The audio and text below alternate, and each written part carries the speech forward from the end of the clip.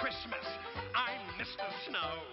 I'm Mr. Icicle. I'm Mr. Hi everybody, it's Mike Newman. It's Monday morning finish line. It's September 25th. It doesn't feel like September 25th. What's going on? We're supposed to have nice, cool, it's supposed to be fall. The temperatures haven't fallen yet. I mean, holy smokes, mid-90s on September? It was, figure, what was the temperature at While Dark at the end of July? It was like 65, 70 degrees, perfect running conditions. I don't know if you can consider Saturday or this weekend perfect running conditions. It was hot. It was just, don't even want to go into that.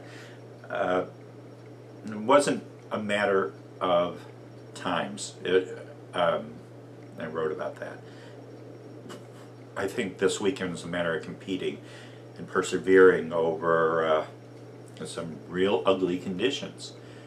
I think when you go through conditions like that, or where you're running in horrible weather, you kind of find out what you have inside of yourself. So when you get into the state series or the state meet, you can say, "Boy, I've run in worse conditions than this. I can do anything." So I survived. I hope all of you survived this weekend, amongst other things. So we're going to talk about Palatine. I really want to talk about Griak and Culver, and we'll go from there. We're not going to get everything in that I want to talk about, but we'll see what we can do. Let's start with Palatine. Kudos to Chris Quick and Joe Parks for moving the meet back a little bit. It helped. Running the varsity races at 9:20, 9:50. It was still warm out there.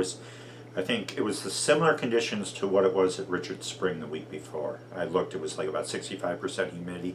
A little warmer, about 83, 84 degrees when the boys ran, or when the girls ran actually, because the boys ran before that. Quick told me that ADs were calling Palatine's AD, "You can't run this meet. You can't. You know what? There are ADs, jeez. There are some ADs that are great, and there are some that are not so great. And that's, Barron's Park is a better cross-country course than East End. Yeah, right. Individual race in the boys, Tommy Brady, he ran smart. He didn't overexert himself. I mean, it was like 4:48, and the second mile of Palatine always slows down. It was close to 10 minutes at 2 miles. Brady came by me at about 1.5 miles, and he wanted to take the lead. He didn't take the lead. Let them push the pace, saved himself for the last minute, and blew by Alex Tam, who ran a great race from Libertyville, about 3-second difference. This year, only 4 runners under, no, it's 3 runners. Brady, Tam, and Wyatt McIntyre didn't have the fast race that he wanted, but he got third. Just a great runs by those 3 athletes. Times weren't as fast as last year. The winning time was 14:36 last year by Kernan Griffin. It was 14:44, close to 14:45. Yeah, the weather had something to do with it. Team-wise, St. Xavier of Kentucky, they're a top 10 national team, and they showed that. They had Thomas Schaefer was close to the front, and then faded a little bit at the end, but their pack behind them is strong. They run in a few weeks at the Great American Cross Country Festival in North Carolina. I can't wait to see what they do there. But they controlled it, 97 points. Mundelein, 15-second split on 5. Pretty dang good. Got second. Hinsdale Central was running a nice pack. Third. Plainfield South, pretty good fourth. York, pretty good fifth. York held a few of their sophomores down. So Good runs by all 5 of those teams. Mundelein, I think they run next week in Peoria. It'll be interesting to see what they do down there. Girls race, Dunlop. They had a homecoming this week. They were under the weather. Aya Aladada has been sick. She missed last week, and she could tell you could tell she wasn't recovered. She was back, and she didn't like how she finished. And you know what? State Series, she'll be back where she usually is as the 3rd, 4th runner for the team. But Dunlop, Peterson, Vervilli up front in the top 10, and their split was over a minute, but they just they won by almost 100 points, winning the girls title pretty easily. Barrington is a team to be reckoned with. 2nd place, you have Jocelyn Long and Molly Fitzpatrick, fantastic freshman, just finished right behind Campbell Peterson of Dunlop, another fantastic freshman. The individual race, Melissa Manich of Libertyville. Wish I could have gotten a chance to talk to her, I didn't. That's the way it is sometimes. 4th individual invitational win of the season, pulled away from Brett Chody of Lake Forest in the last mile, 1st and 2nd, and then, or Chody was 3rd. Long edged by Chody to get 2nd. Barrington looks good. Lyons Township still without Sarah Barcelona, and but they got 3rd, 1 point ahead of Vernon Hills. Vernon Hills, great 2A team. There's 3 dynamite 2A teams. Belvedere North, who look pretty good at Rock River, 38 points for them. And then you have Dunlop, obviously, and then Vernon Hills. So, thank you to Palatine High School. Great hospitality there, as always.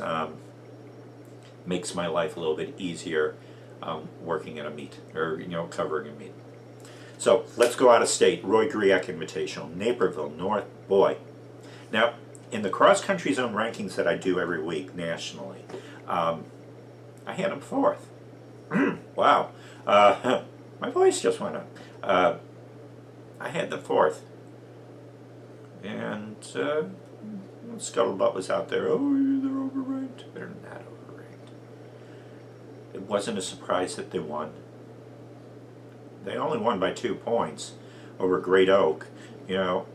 Forget the idea that Great Oak had their 4th runner was 14 seconds ahead of Naperville North's 4th runner. You can't. I'm tired of arguing with the talking heads nationally. Naperville North has a strong 3 runners up front, and their 4th and 5th runners was I think Osborne and Claire Hill. I know it was Claire Hill. But when you have 3 runners up front, when you have Sarah Schmidt and Alex Morris in the top 10, and Hannah Ricci 21st, when you have 3 runners up front like that in a high-powered race, it's going to pay off at the end, and it did for them. Only 2 points ahead of Great Oak team, who we thought at the beginning of the year, this is going to be a rebuilding year. It's for Great Oak, it's not rebuilding, it's reloading, and they looked really good. Only 2 points behind Naperville North. Downers Grove North 6th, and they have Brenna Cahoon, their sophomore, up front, and then they have that tight pack from 2 to 5. That weather didn't hold them, break apart the pack. They have a nice tight pack there, and they were 6th, only 1 point ahead of Yorkville. Now Yorkville didn't. Emily Earhart, who is their top, is one of their top runners, couldn't finish the race. Heat-related issues, but she was with the front pack for most of the way, and she had to drop out at 2.75 miles. But you still have Alyssa Edwards and leading the way, and they have some freshmen that are coming up on their team. They got 7th, only 1 point behind Downers Grove South. Yorkville boys, 9th place. They ran pretty good. That's their best race of the year, so fantastic job for them. Culver, Nequa Valley, Nequa Valley, Nequa Valley. What can we say about them? Pack was a little bit better. Split was 53 seconds off of Kinney. They win with 49 points. Lyons Township ran their best team race of the year so far at 85 points second. And when we talk about Lyons Township, we talk about Danny Kilray. So 15:08. The speed rating was 193. And he beat Kinney,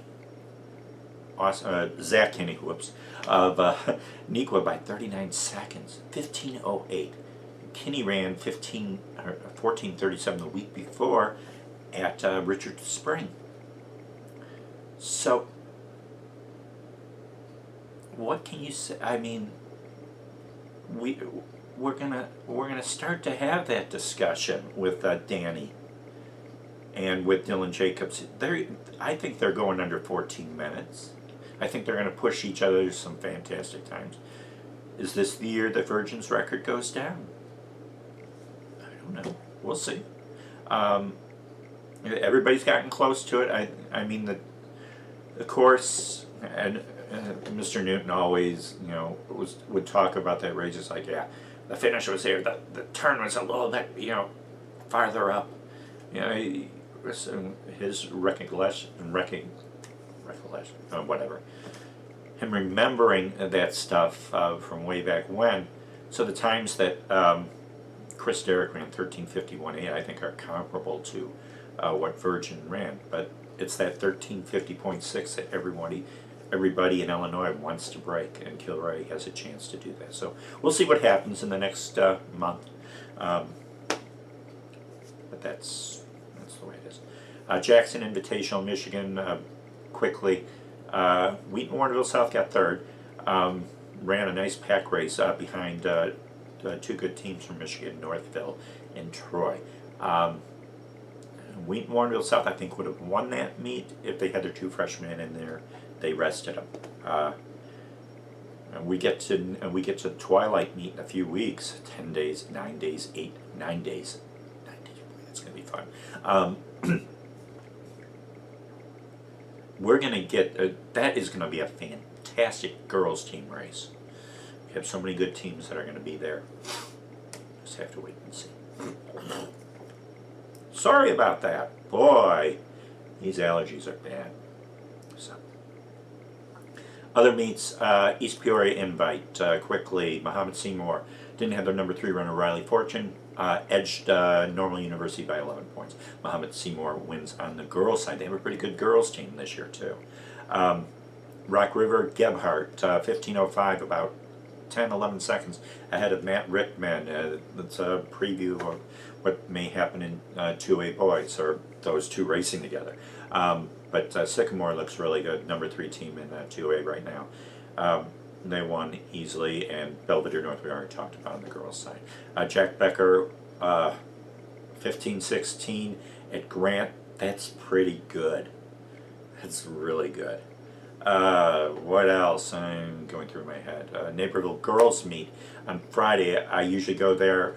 The weather, I have to pick my battles, and when you're an old fart like me, 94 degrees, and Lockport only had an 11-second split, or like an 8 or 9 second split on 5 runners, winning the girls. It's a girls race, so winning the team title. So I may have missed some other meets. Check out our weekend recap on ilxctf.com and read all about that. Rachel Hickey of LaSalle, Peru, won the 2A 800-meter run in 2016. Last year she was second. She wrote a great piece, and it's on ilxctf.com, about what she went through and emotional struggles. I think it's something. You spend 5-10 minutes reading that article. We have the link on my site. It's a great piece.